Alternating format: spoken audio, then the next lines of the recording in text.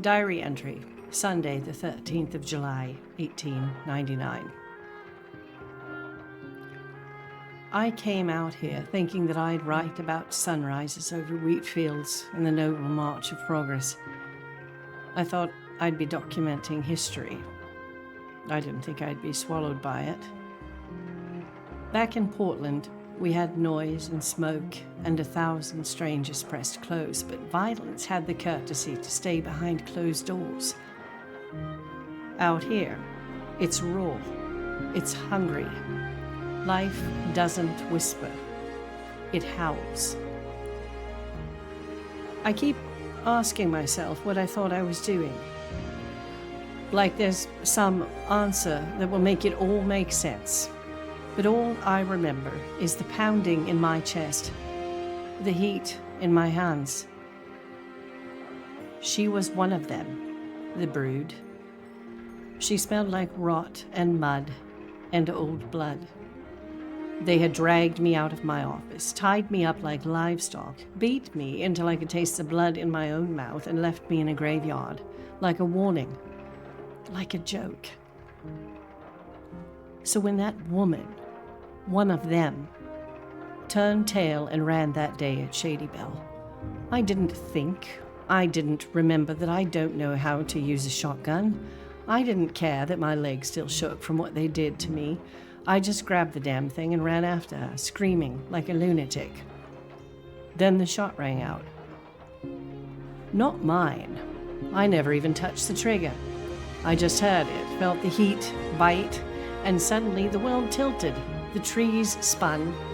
I was on the ground, choking on dirt and blood and something colder than either.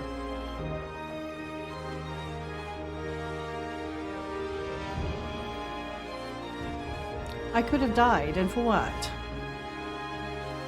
Revenge, pride, fear.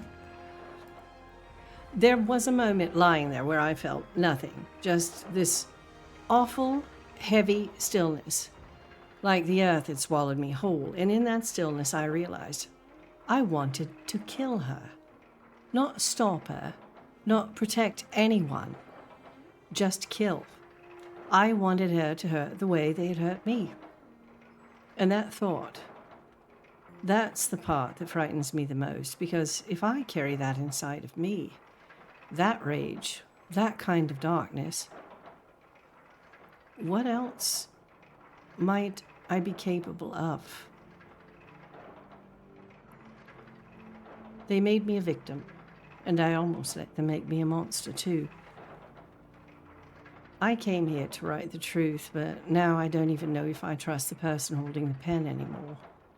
I thought I knew what a story was. I thought I'd come out here and write about harvests and barn raisings, the triumph of good people carving a life from hard land. But this isn't what I expected. They called them the brood, those things that came out of the forest. But they were people once. Folks say they survived a famine and a drought that lasted near a decade. But whatever they endured, whatever they did to survive, it stripped the humanity clean off of them. They didn't speak, they snarled. And they didn't kill for land or money. They killed because it's all they knew how to do. And now I lie awake at night, hearing the crack of fists on bone, and I wonder, does it matter if the violence has a reason? Does it make it right? Out here, justice isn't handed down by a judge in robes. It's delivered in the dirt by men with calloused hands and grief in their hearts, and sometimes it's the only justice there is. These people, this town, they're good. I do believe that. But their goodness is a battered thing. It has blood on its knuckles. And I'm not sure if that terrifies me more than the brood ever could.